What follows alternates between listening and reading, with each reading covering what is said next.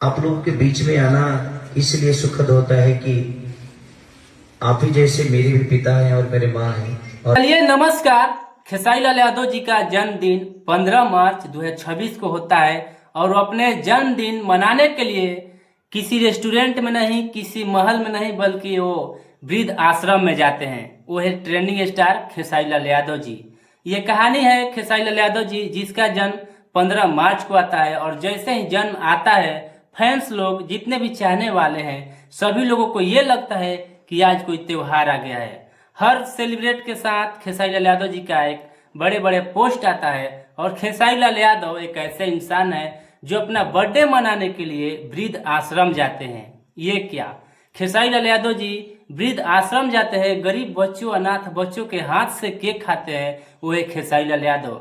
ऐसे में तमाम जो है सिंगर एक्टर हैं, जितने भी सारे लोगों का बर्थडे आता है, आप लोग को खेसारी लाल यादव जी से सीखना चाहिए कि मिलजुल कर गरीब में केक बांटने से और केक खाने से क्या आनंद आता है।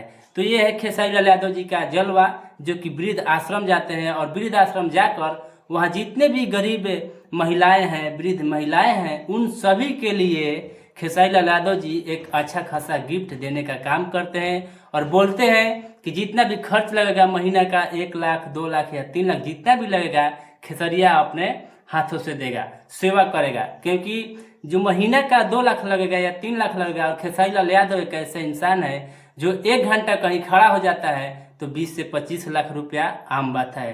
तो जितने भी सारे खेसारी लाल यादव जी के चाहने वाले हैं कमेंट में अपना लाल दिल जरूर भेजें और खेसारी लाल यादव जी वृद्ध आश्रम जाकर अपना बर्थडे मनाएं। ये हम सब के लिए बहुत गर्व की बात है, जो कि एक इतना बड़ा स्टार, इतना बड़ा ट्रेंडिंग स्टार के भोजपुरी इंडस्ट्री के और वृद्ध आश्रम जाते हैं, अनाथ बच्चों के साथ केक काटते हैं। ये बहुत अच्छी बात है कि भोजपुरी के ट्रेंडिंग स्टार खेसारी लाल यादव जी वृद्ध आश्रम जाते हैं और केक काटते हैं और केक अपनी माताओं से खाते भी हैं।